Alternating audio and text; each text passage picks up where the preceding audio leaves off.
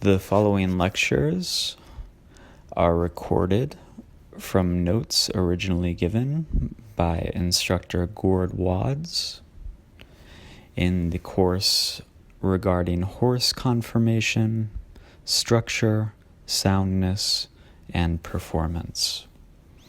A little bit of background information is this course is directly related to understanding the fundamentals and the basics of equine conformation, which evaluates the degree of correctness of a horse's bone structure, their muscular structure, and their body proportions in relation to each other. Undesirable conformation can limit the ability to perform a specific task, and in order to become a bloodstock analyst, evaluating conformation in horses is a required skill that is used to assess the predictability of a horse's winnings in a particular field. And with that basic background information, we dive into the course lecture, lesson 1, entitled Conformation and Selection for a Horse's Performance. Mr. Gatt begins by saying, "What a horse does best is move. His efficiency of movement is the foundation of his survival, his evolution, his beauty, and his grace. By all accepted standards, what we say is, quote, good conformation, unquote, is said specifically as it relates to the horse's efficiency of movement.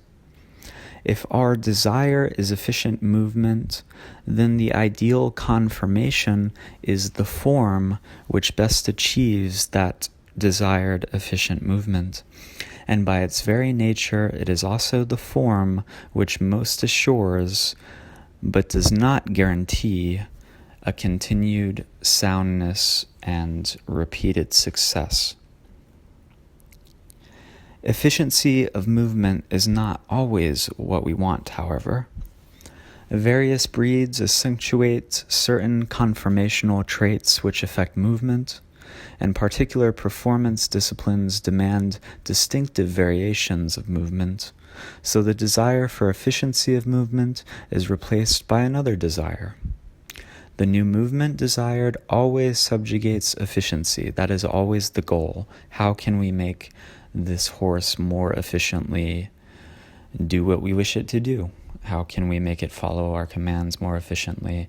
How can the movement performed be efficiently performed by the horse that fits the body type most appropriate to the movements we so choose to produce within the animal? And over a period of time, the various desired movements result in these conformational changes. The changes in themselves are not necessarily right or wrong, they are simply choices. But all choices which limit natural efficiency of movement comes with consequences. In other words, all actions produce effects, even in many cases unintended consequences, or secondary effects as they are called. Understanding a horse's conformation and the deviations from the established standard, those are the unintended effects, unintended consequences. These allow you to recognize how and why a horse moves as he does. And with that understanding, you can choose the performance work most suitable for that individual. But before we begin our observation of specific conformation traits and their effect on performance, we shall review some basics of horse identification and reference. There are two ways to judge a horse's conformation. 1, to determine the correctness of the form as it relates to efficiency of movement. 2, to determine the strengths and weaknesses of a particular conformation as it relates to the performance desired. And we'll go into those details later in the lecture. Always keep in mind that a horse's action is initiated in the hindquarters. The hindquarters is the power plant of the horse, the driving force of the horse, in other words. The forehand catches, rebalances, and stabilizes the horse. The conformation you are seeing, the forehand, the hind corners overall, should be evaluated in relationship to how well it can function in performing the desired movement or for its contribution to efficiency of movement. View a horse's conformation from 3 positions, either directly in front of the horse, or at the side of the horse, or at directly behind the horse. All 3 of these should be used in conjunction with each other, following one another to gain a better composite picture of the overall judgment of the horse. Looking at the horse head-on allows you to see the width of the forehead, the chest, and the alignment of the front legs.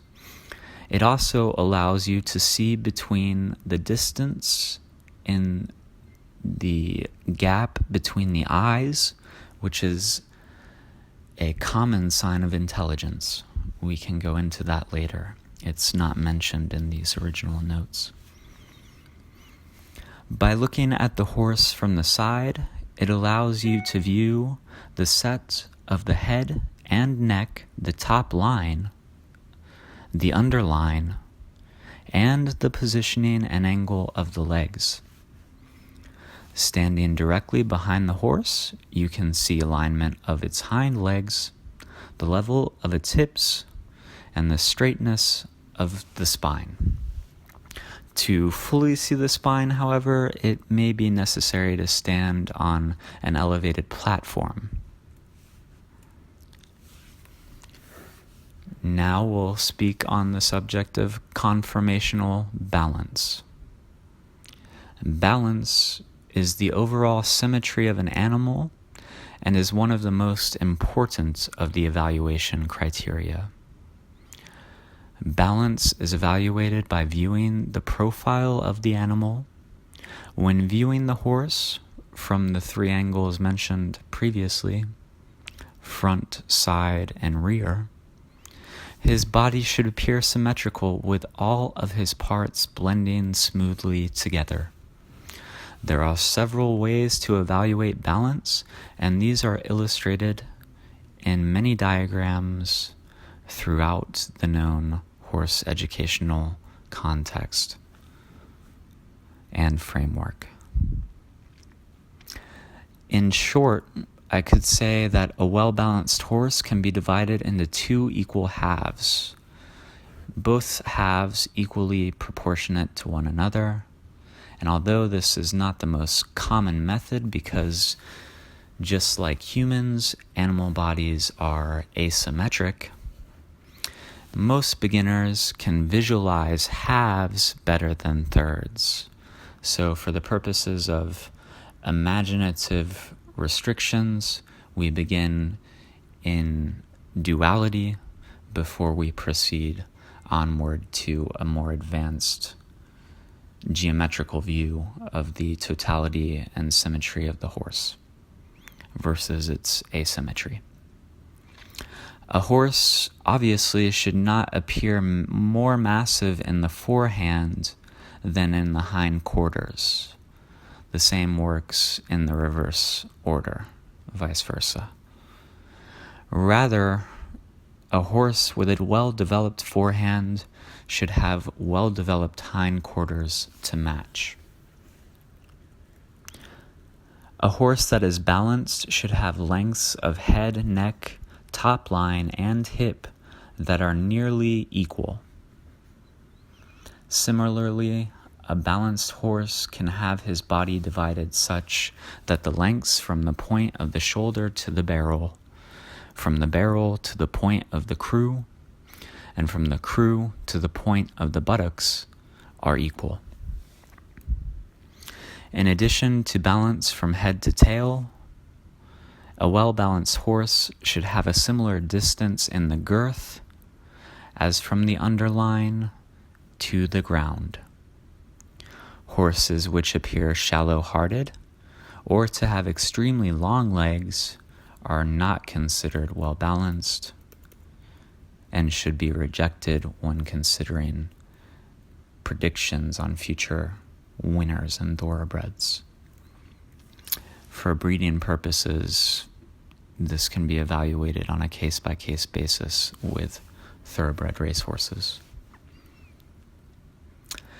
The final consideration in evaluating balance is determining how level the horse is over his top line. A balanced horse is similar in height from the ground to the withers as from the ground to the croup. A horse that is higher in the forehand or higher in the croup is not well balanced. Generally, a horse with a long sloping shoulder will have a short top line. A short top line is desirable because shortness denotes strength of top and a top line that will withstand the stresses of riding. Note the differences between horses with strong and weak top lines. When viewing a horse for strength or correctness of the top line should appear relatively short in comparison with the animal's underline. Horses long in the loin will appear to have top lines and underlines of similar length. And although this may appear that way on an eye's glance, it's always best to take measurements of the symmetry. Now we'll discuss a few terms of measurement. We'll go over the following terms. Angles. As we discussed before, the angles when viewing the horse. That is not what we're referring to in this case. In this case, we're referring to angles created by the joining of the horse's bones and skeletal structure.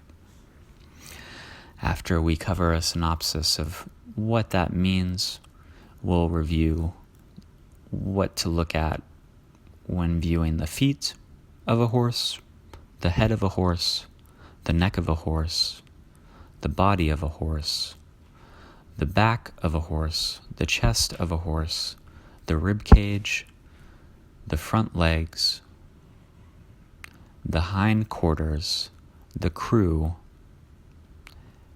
balance, leg joints. A final analysis will be given, and then we will review what we've learned in a quick summary of this Lesson 1 audio lecture. So we begin with angles. By using the skeleton of a horse to more easily see the angles created by the joining of bones, for example, there are two lines through the scapula. If you follow the ridge of the scapula, you get an angle close to 45 degrees. This would be the perfect angle of the shoulder for efficiency of movement. It's half of a 90-degree angle. However, if you follow the line through the joint of the scapula and the humerus, you will get an angle closer to 50 degrees, which shows you the reality of the asymmetry that manifests itself in nature. Considering that the skeleton we use as an example to gauge proportions is drawn to be a perfectly balanced horse with maximum efficiency of movement, we can use this as a standard to which we judge all other horses in the real world.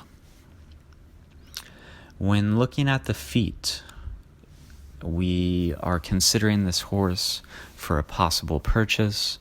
If we're a bloodstock analyst, not only are we looking at the horse's genealogy, its DNA, its parents, its grandparents, the successes of races that its family has had in the past, But when we're actually looking at the physical characteristics themselves, and we're looking at the horse's feet, we should stand in front of the horse and look at the coronet bands of both his front and hind feet.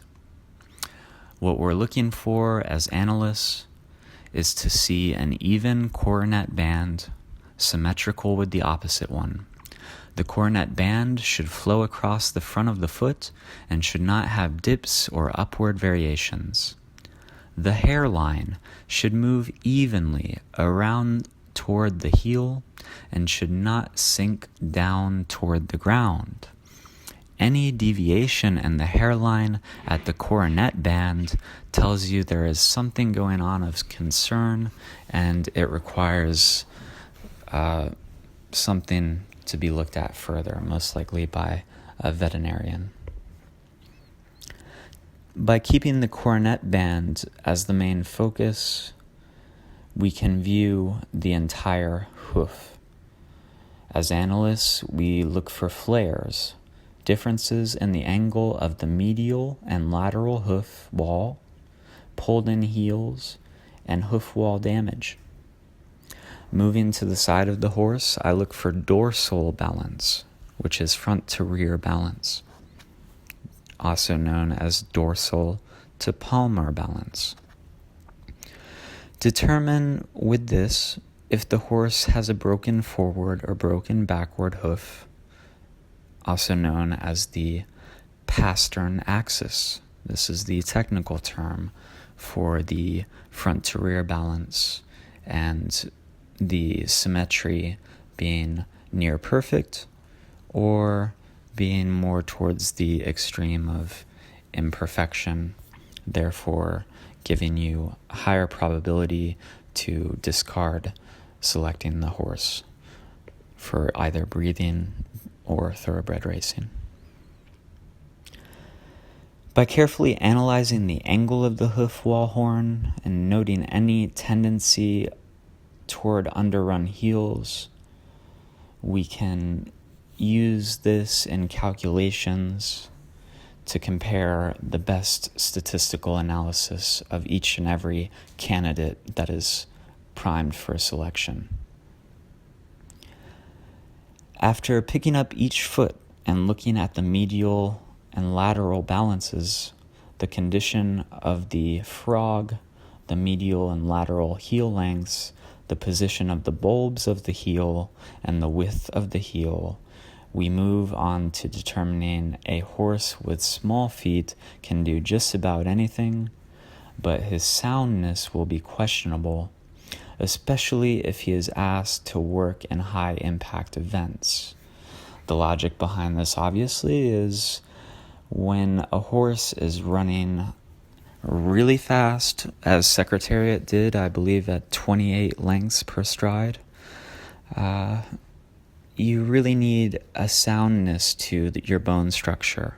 If you're traveling so fast with such a weight attached to your body, thousands of pounds, the jockey adding over 100 to that, it can be a lot of weight carried really fast over a long distance, which is begging for injuries if the horse's bone structure and his foot structure are not in correct proportions and are not of correct bone density.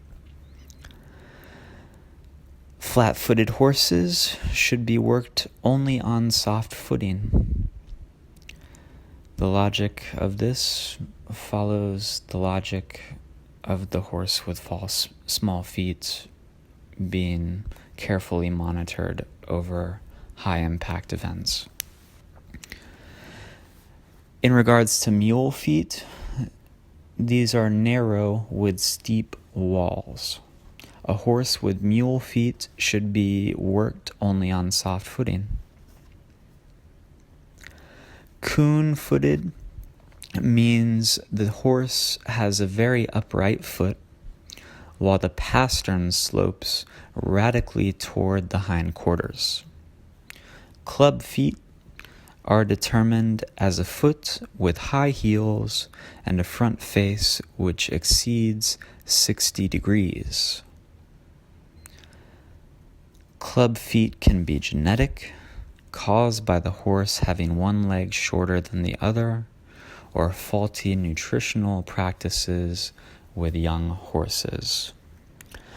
The point here being that if you see a horse with club feet, this can most likely be attributed to a cause of faulty nutrition, and the horse should be discarded in your selection, because it's just indicative that the horse was improperly taken care of in not only the nutritional aspect, but that begs the question to how many other aspects this horse has been improperly bred. Again, in the field of feet, when we're looking at feet, contracted heels and small frog are common results of poor shoeing practices. Horses with such problems should be used only in non-concussion events. Narrow hoof walls predispose the horse to sore feet and are often associated with flat feet. You see how these things are directly correlated. Without a foot, the rest of the horse's conformation matters little. If the horse has too many obvious foot problems, an analyst, a bloodstock agent, a horse breeder, anyone in the horse field should not have an interest in purchasing him. While most foot problems are the result of poor care or poor shoeing, or a combination of both of those, many will be associated with conformational faults. These are just genetic faults. If, as an analyst, we have been asked to evaluate the horse, we can simply take note of our observations of the hoofs and move on to further calculations. And in doing that, we move on to the head. So the order of operations, the modus operandi, is to move from the bottom to top. Work yourself from the ground level up. Look at the balance of his feet, the balance of his legs, and then move to the head. When looking at the horse's head, return to a position in front of the horse and study the horse's nostrils. I want to see a large nostril, capable of opening wide to allow for maximum airflow. A great air supply is extremely important to any horse, which will be used in activities requiring speed and stamina. This goes for any racehorse, cutting, jumping, or eventing horse. The more air a horse gets into his lungs, the more oxygen the blood carries to the muscles, having a direct effect on the horse's ability to perform. A horse with small nostrils should be considered only for pleasure riding or trail riding. In other cases, it is best if the horse's face is neither dished nor bulged out. A smooth straight line from a point between the ears down to the nose to the nostril allows airflow. A dished face is a major restriction to airflow and severely limits the horse's ability to perform with speed or stamina. A bulging face line, also known as a Roman nose, interferes with the horse's ability to see clearly and is usually associated with the horses of poor temperament, willfulness, and spookiness. A large, soft eye set to the side of the head generally allows the horse to see well and is associated with a horse's kind of temperament. A large, soft eye set is not only allowing the horse to see well, but it's also associated with horses of a kind and gentle temperament. Small eyes, however, often called pig eyes, restrict a horse's vision. The horse has both monocular and binocular vision. He can look at two different things at the same time, or he can use both eyes to concentrate on a single point. So what he sees can be quite distracting to him. In addition, the retina of the eye doesn't form a perfect arc, so the horse must frequently shift his head position up and down, back and forth, left and right, to bring particular observations into focus. It is not advisable to have the eyes set too far to the side of the head, as this causes the horse even more trouble bringing things into focus. It is also much more difficult for the horse with wide set of eyes to focus both eyes on a single object, which in turn limits his ability to concentrate. A horse with a well-defined jawline usually has a relatively wide jaw, which is an asset.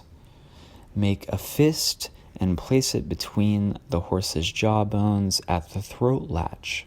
A horse of 1 year or older, who is being considered for thoroughbred racing, will have what is considered a wide jaw if you can slide 4 knuckles of your fist between the horse's jaw bones.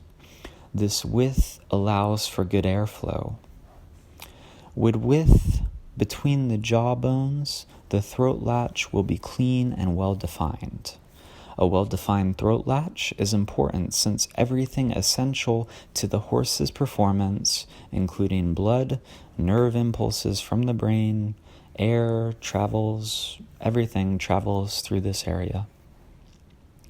Horses which are measured narrow between the jaw bones should be directed towards performance, not associated with racing.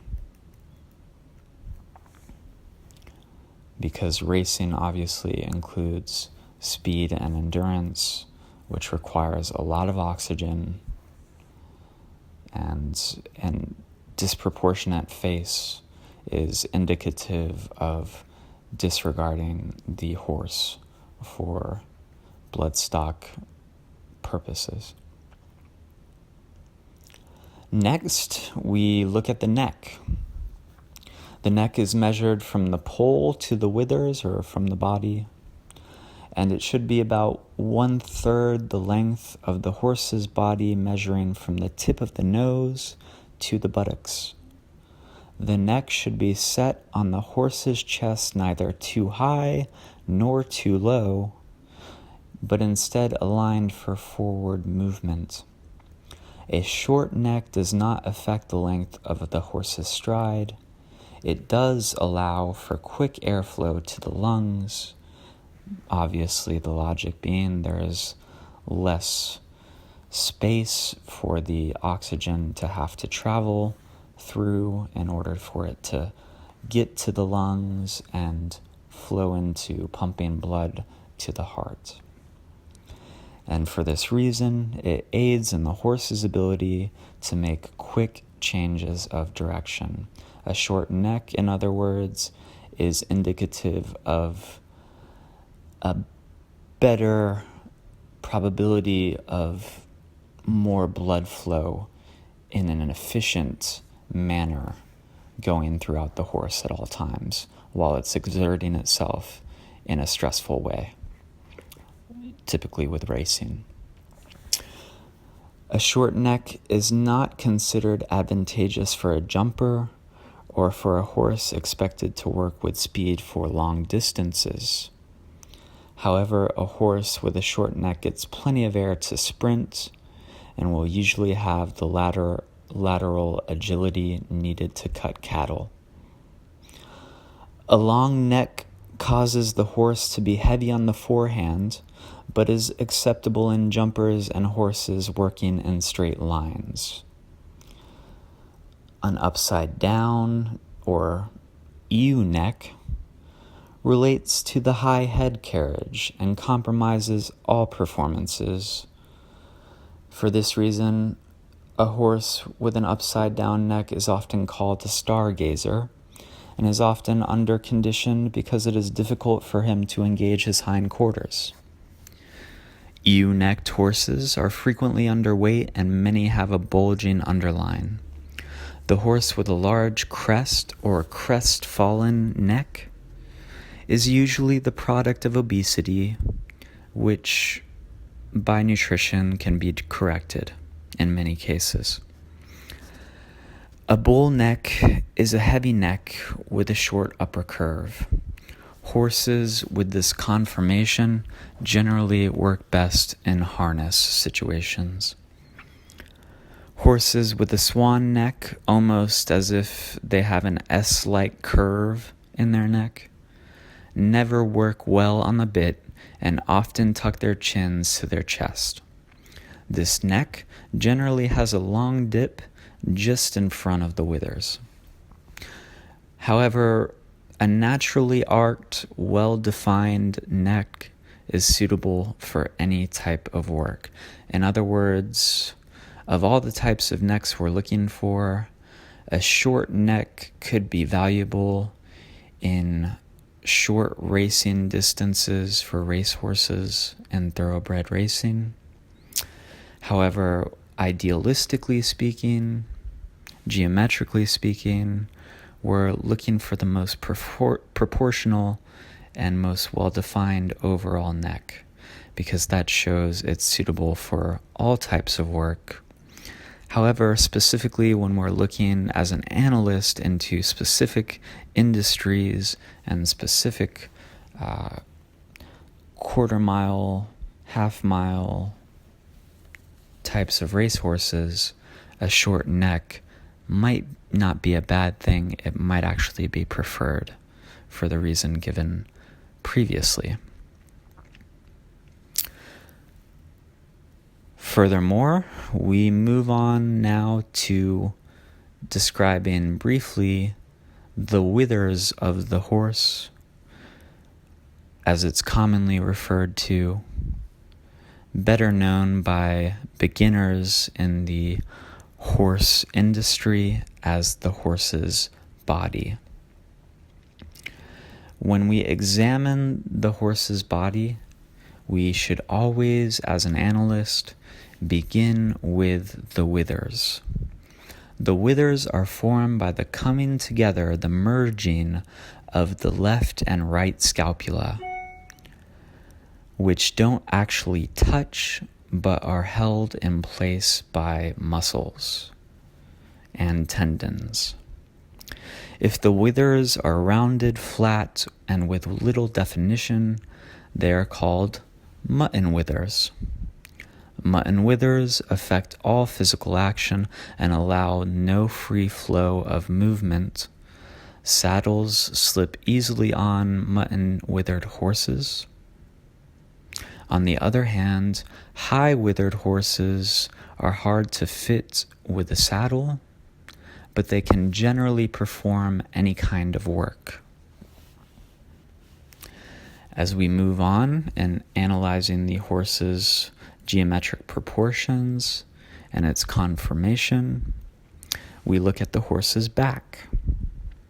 The horse's back lies behind the withers and to the loin, which is defined as the last rib in the rib cage towards the point of the hip.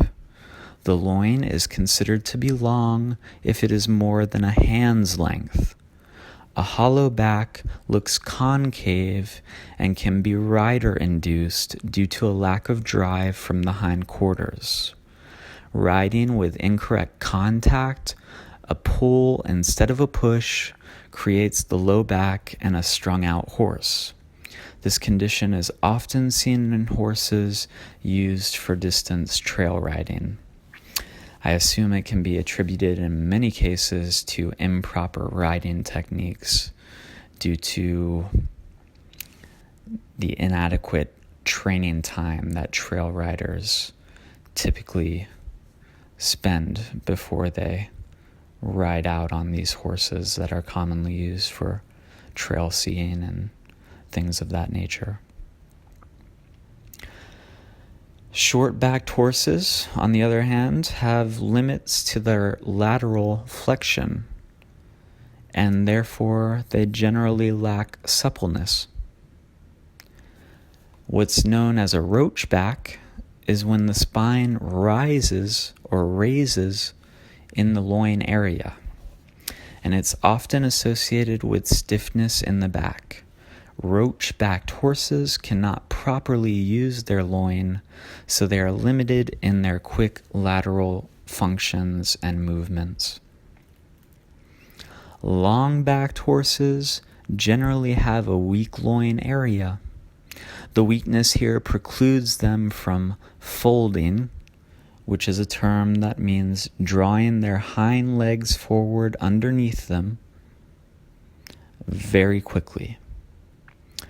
So, in consequence of the horses with long backs being precluded from folding, it is naturally followed that these horses lack both speed and power and should be discarded from selection. A horse is said to have, quote, rough coupling, unquote, if he has any kind of a depression in his back just in front of the croup. Croup is spelled C-R-U-P, and we'll go over that term in just a minute. Rough coupling can be compensated for by being sure the horse is very well conditioned. Next, when analyzing a horse's proportions and its conformation, we look at the chest. A horse with a wide chest can do just about anything, but the width of the chest will often adversely affect the horse's length of stride and speed. Look for a horse with a chest proportional to his overall look. If you immediately notice the horse has a wide chest, he probably has a little too wide chest. However, this can't be the only determination we use to make about the chest, because as we have learned from the Great Secretariat, having a wide chest is not always a bad thing. It could be indicative of an oversized heart, which allows even more blood flow to be pumped throughout the horse's body, providing for more efficiency. Next, when evaluating the horse, an analyst will move on to the ribs and the rib cage. By standing in front and just a little off to one side, to the left and to the right of the horse, you should see well-sprung ribs, meaning by well-sprung that the ribs are prominent at the heart girth area. Well-sprung ribs taper off and as they approach the horse's flank or rear. Barrel ribs are prominent all the way to the flank. The horse has a body, quote, like a barrel, unquote. This width all the way to the flank generally accounts for an uncomfortable ride because the horse cannot easily bring his hind feet well forward and under his body. As we noted above, when a horse cannot bring his hind feet under his body forward in an efficient manner, he should be discarded from selection. Or at least we should develop a statistical formula to which we can attribute points that we can either deduct or attribute towards the total overall pros and cons, cost to benefit to risk ratio of this horse. Pear-shaped ribs are narrow at the heart girth and widen toward the flank. A horse with pear-shaped ribs should be used on level terrain and cannot be expected to do a lot of work. As the barrel-ribbed horse is estimated, he cannot easily bring his hind legs forward, and again, this is reason for not selecting the horse and should be counted in a systematic way against the horse if that is the case. Moving on, after we make determinations of the spacing and the width between each rib of the rib cage and the bone density of such, we move on to the legs, starting at the front legs and working our way to the rear, the hindquarters. With the front legs, we begin by looking at the front legs from the front. You should see the form of the bone entering into the joints at the center of each leg. A horse with a base narrow stance cannot be expected to perform well in speed events or events which require athletic agility. The logic that follows that comment is horses that have an angular stance, a more angular stance, obviously would have much more of an advantage in their lengths and strides if they're coming from an inclined stance as opposed to merely a base narrow stance. So if we see a narrow stance in the horse's front legs and its footing, it may be indicative to be counted against the horse's rating. Base-wide horses are best suited for easy and pleasure riding. Horses which toe out can be used for high-impact events, while horses which toe in should be used only in low-impact activities. The key note here is that in horse racing, we should be looking for horses which have a toe-out development instead of a toe-in deviation from proper development in the horse's conformation and overall bone structure. We move on looking at the front legs to the horse's side, either to the right side or left side, and we evaluate each of the horse's shoulders. In doing this, an upright shoulder indicates the horse can look in sprint activities, and it can be looked to in these sprint activities to be seen as a hard worker. An upright shoulder indicates sprint horses, in other words. The horse's speed lies in his ability to gather and get into the next stride, not on the length of the stride. In other words, the more strides within a particular distance, the more speed. A horse increases speed by driving off the ground. His speed slows as he travels through the air. The logic that follows this is just basic concepts of momentum versus resistance. If the horse has a sloping shoulder, his withers will be well behind his elbow. Horses with this conformation are well suited for jumping, dressage, and driving, and for this reason, we skip them altogether because Bloodstock Analysts are not concerned with this in my capacity. A long arm produces speed and is also excellent for the dressage horse. A short arm from the point of the shoulder to the elbow will create an angle of less than 90 degrees.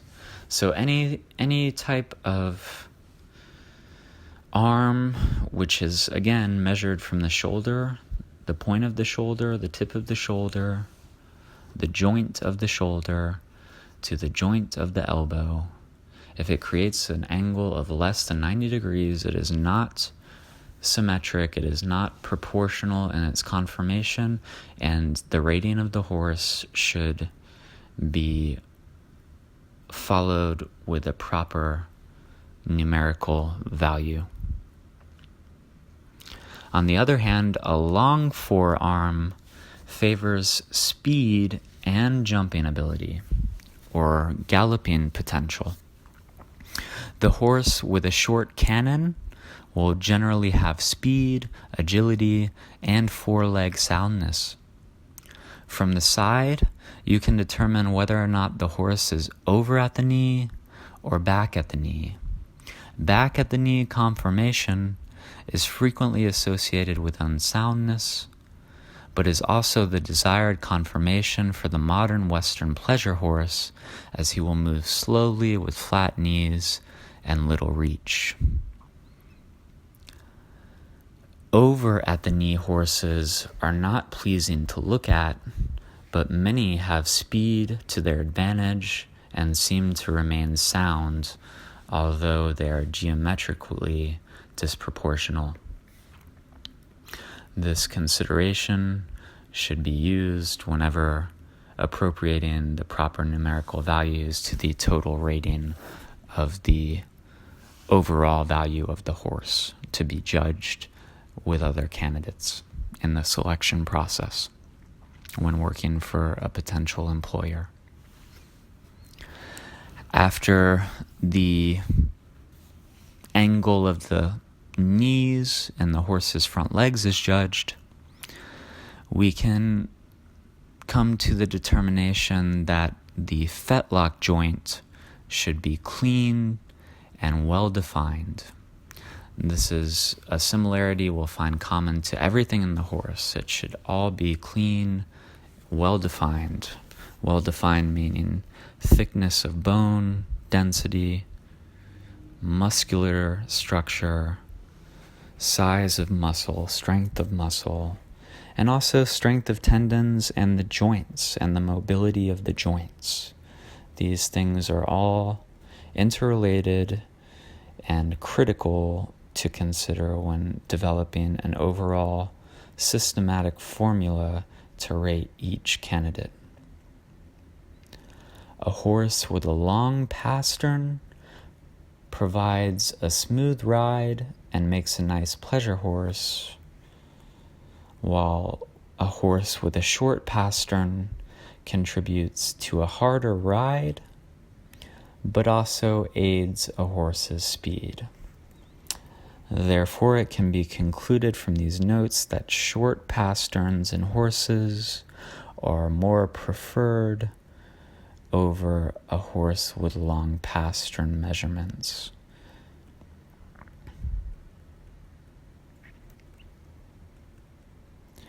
We now move on to the hindquarters, or the rear legs of the horse. When we're looking at hindquarters, we, as analysts, should stand at the side of the horse to begin our evaluation of the horse's hindquarters. The perfect length of the hindquarters is 30% of the total body length and is measured from the point of the hip to the point of the buttocks. A short hindquarters is less than 30% of body length, and it's associated with a horse that lacks speed and power.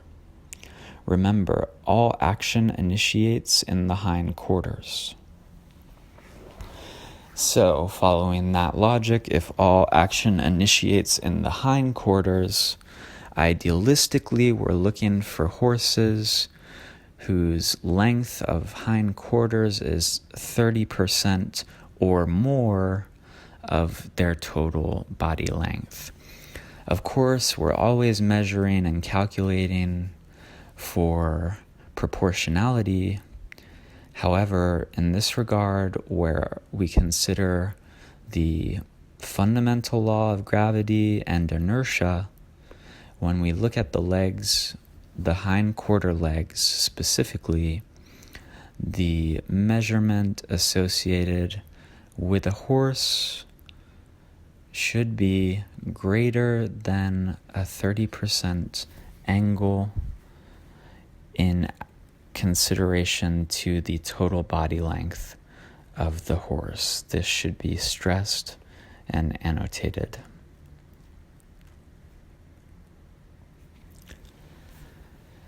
Now we'll go over finally the term of crew or croup, depending on what type of vernacular, on what part of the world we're located.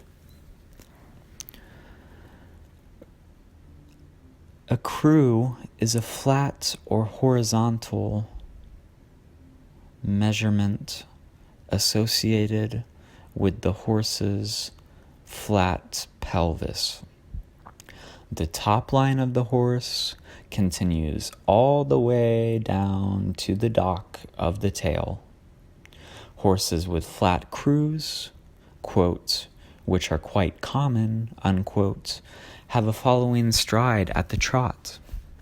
They are especially good at distance trail riding and driving in harness.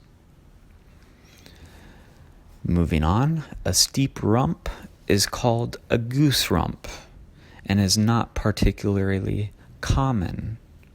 Horses with a goose rump are best suited for slower types of work, such as pleasure or trail riding. The steep slant of the pelvis shortens the backward swing of the leg.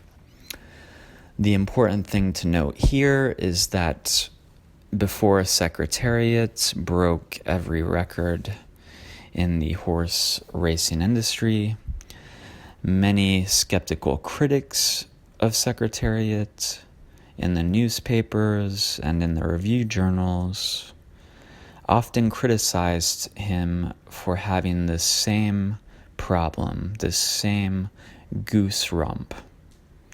And it must be noted that these steep rumps should be evaluated on a case-by-case basis, and they should not necessarily be a disqualifying factor for horses that require high endurance and high speed capabilities. On the other hand, narrow hips limit the amount of muscle the horse can carry, thereby limiting the amount of muscle power possible. In other words, if the horse has a narrow frame, a narrow hip frame, it puts a restriction on the amount of horsepower that they can exert and makes them irrelevant in the terms of racehorse competition. Therefore, for such a reason, they should be discarded from selection, or the points should be denoted properly. In, quote, a knocked down, unquote, hip, this is where one hip bone is lower than the other. The condition is fairly common, and when examining the horse from ear to ear, be sure to watch carefully as he is walked away from you. A long hip is easily recognized when the stifle joints sit at or below the sheath line on a male horse. Low stifles are particularly good for horses which are intended for eventing or show jumping. A short hip creates a high stifle joint. Horses with high stifle joints are best suited to draft work. A short gaskin is associated with high hocks, which generally means the horse will have inefficient movement, taking an extra long stride. High hocks make a horse suitable for trail, pleasure riding, or driving. A long gaskin is associated with low hocks, which often puts the horse in a camped out position. Horses which are in these camped out positions lack power from behind and overall smoothness. They can best be used as a trail horse. The Gaskin length is best when it sets the hocks at the same time as the horse's knees, for the horse will usually have both power and speed in an equivalent measure. When evaluating the potential of a horse, which will be asked to work with speed and agility, look for hocks which are at the same level as the knees. Sickle-hocked horses should not be considered for speed events, while post-legged horses, very straight hind legs, are particularly good at speed events, but little else. A horse is said to be cow-hocked if, when viewed from behind, the cannon bone and the fetlock joint are well to the outside of the hocks. If conformation is demanded in relationship to efficiency of movement, as it has been established to be in the earlier part of this lecture, a horse will tend toward a natural but moderate cow-hocked stance. The horse's toes should point outward, and he should not stand square behind, as virtually all conformational standards require.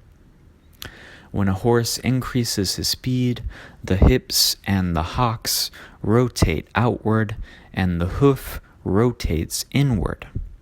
A horse which stands square behind naturally, and they are, in these cases, very, very rare, will strike his front legs with his rear feet when he moves with speed. In other words, they're saying that if conformation is this way, where the hips and the hocks rotate outward, the hoof rotates inward, and the horse has a square behind, his gallop will be as efficient as realistically possible. His gallop will meet the terms of the production of efficiency in a way that the gallop, when the front legs are stretched inward towards the horse's body, simultaneously the rear legs are stretching forward towards the center of the horse's body, increasing the amount of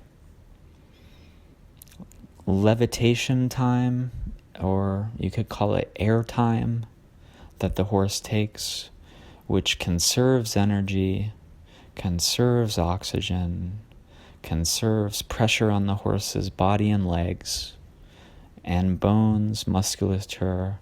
Everything related to the horse is being conserved in terms of energy if its gallop is deemed to be proportionally efficient.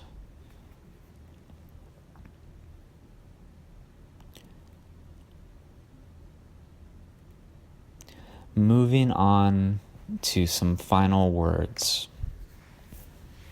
Overall, we could say that balance is demonstrated in a horse when his withers and crew are level with each other. A balanced horse is generally capable of working at any type of event.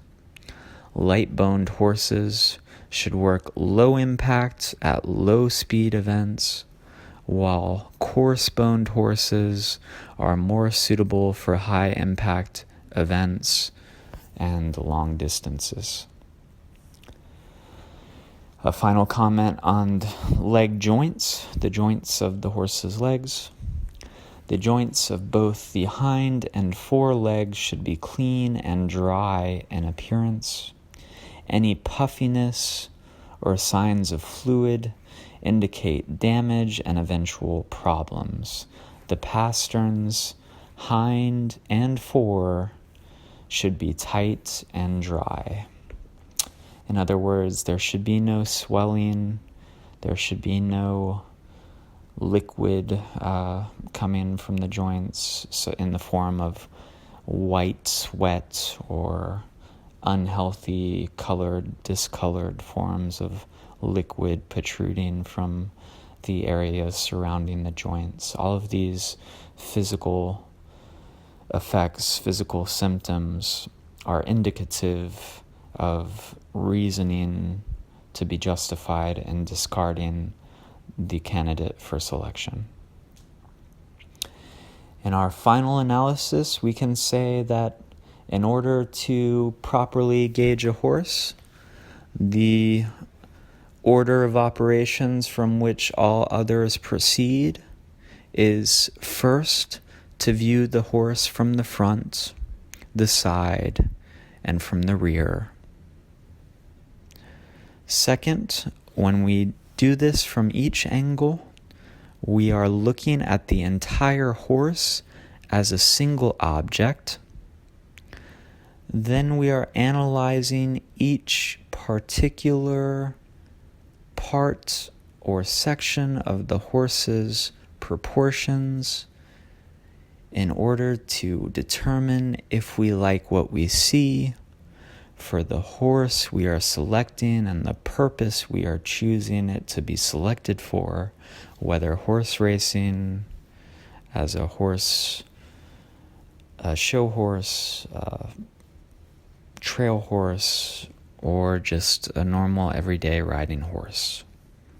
Our purpose is fundamental to determining which characteristics we ascribe value and attribute value to. As we decide the importance of each conformation point that we have viewed, we evaluate our analytical observations in relationship only to efficiency of movement or to the specific work which we want the horse to do. Every horse can do everything and anything to some degree, but mediocrity in performance seldom pleases the horseman.